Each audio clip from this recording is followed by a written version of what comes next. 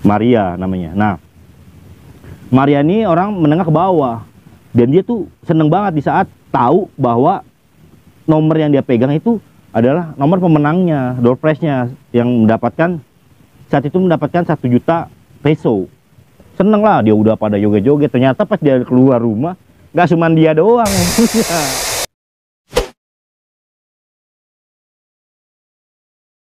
Ada juga ibaratnya supir beca, banyak juga orang-orang yang dapat nomor 349. Jadi di saat itu kalau nggak salah yang dapatin nomor 349 itu ada sekitar 800.000 orang. Coba bayangin, kesalahan Pepsi ngecetak mengumumkan itu di pemenangnya harusnya 2, jadi 800.000 orang dapatin 1 juta peso. Dan ditafsir saat itu Pepsi mencapai kerugian seandainya dibayar itu 8 triliun tahun 92. Sekarangnya tahun 2000 berapa nih? 2021 aja 8 triliunnya itu gede-gede banget gitu. Apalagi tahun 92, 8 triliun itu seberapa? Nah, akhirnya masyarakat ini berbondong-bondong nih ke kantor Pepsi, pabriknya Pepsi untuk mengajukan buat menagih hadiahnya. Tapi Pepsi kaget, ternyata bukan 2, ada sekitar 800.000 orang yang megang nomor 349. Nah, bagaimana caranya perusahaan Pepsi buat mengelak bahwa ini adalah kesalahan sistem di mana salah error di dalam memunculkan angka untuk memilih angka. Akhirnya Pepsi beralibi bahwa bukan 349 yang mau keluarin, tapi 149.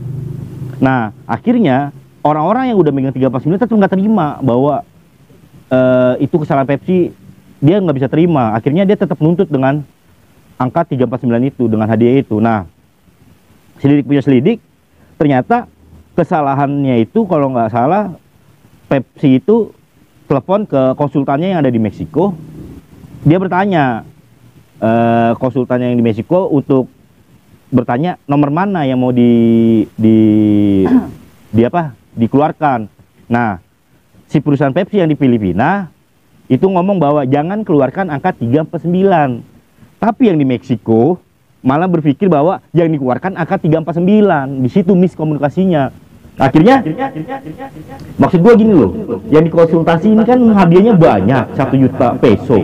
Ini nggak wanti-wanti itu panitianya, konsultannya nggak pastiin dulu, cross check ya kan, diyakinkan bahwa itu angka bener-bener. Akhirnya sepakat bahwa 349 yang dikeluarkan di konsultan di Meksiko. Nah,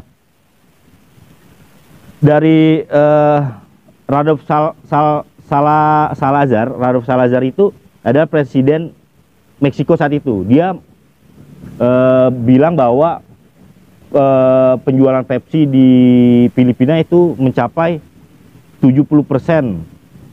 Hampir 70% warga Filipina itu mengkonsumsi atau membeli produknya Pepsi. Nah, akhirnya dari yang tadinya Pepsi bisa cuman 17% ngalahin 17% menguasai perdagangan di Filipina, dalam jangka 22 minggu Pepsi itu bisa mencapai 40% menguasai perdagangan di Filipina, dan 5 minggu sebelumnya itu udah jauh Coca-Cola kalah sama Pepsi saat itu. Nah, balik lagi yang tadi. Akhirnya orang-orang berbondong-bondong di situ, banyak terjadi kayak banyak makan korban lah ya. Tapi kebetulan saat itu makan korban pun dia nggak Idul Adha, nggak itu. Ini makan korbannya maksudnya mayat-mayat bergelimpangan. Kalau di Idul beda, korbannya kambing. Nah, akhirnya orang-orang pada nuntut buat minta menangnya undiannya itu. Tapi Pepsi itu bingung bagaimana cara ngebayarnya, sementara nggak mungkin buat ngebayar sebanyak itu. Nah, akhirnya ngambil etikat baiknya Pepsi mau memberikan sekitar 5.000 peso bagi pemenang yang memegang nomor 349. Tapi nggak semuanya orang itu mau ngambil hadiah itu, karena menurut dia bahwa dia harus dapatnya 1 juta peso. Akhirnya setengahnya dari itu mengambil hadiahnya yang 5.000 peso itu. Di sekitar 480.000 orang itu ngambil yang 5.000 peso itu solusinya. Tapi setengahnya masih belum. Akhirnya ada salah satu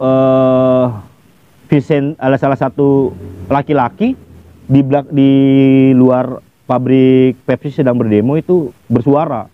Dia namanya Vicente Del Piero Junior, yaitu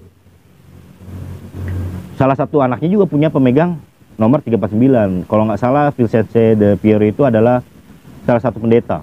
Jadi dia bersuara bahwa ini adalah politik dagang Amerika buat menguasai pasar di Filipina. Nah, akhirnya dia membuat aliansi Vicente Del Piero untuk memperjuangi hak-hak para pemenang tersebut yang memegang nomor 349. Dia bikin aliansi namanya Aliansi 349. Dia berkomitmen buat berjuang bagi aliansi tersebut buat mendapatkan haknya.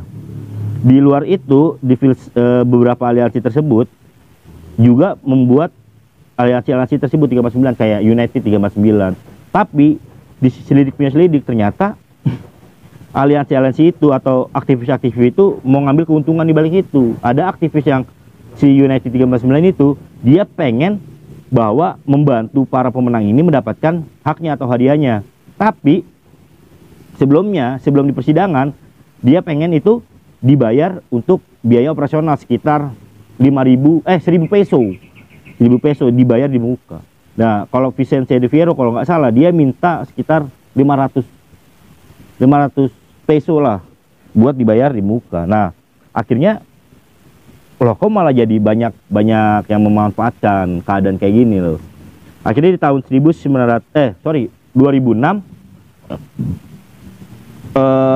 Mahkamah Agung Filipina itu menyatakan bahwa Pepsi tidak bersalah tentang kelalaian tersebut. Tapi tahun 92 balik lagi itu banyak korban. Itu banyak pendemo itu yang melemparkan granat kayak ngebakar truk-truk Pepsi, ngelemparin granat Pepsi. Akhirnya ada beberapa korban kayak salah satu guru ya yang sedang belanja di minimarket, itu kena dampaknya dari bom granat yang dilemparin ke truk Pepsi yang nggak sengaja kena dia dan dia meninggal sama salah satu anaknya.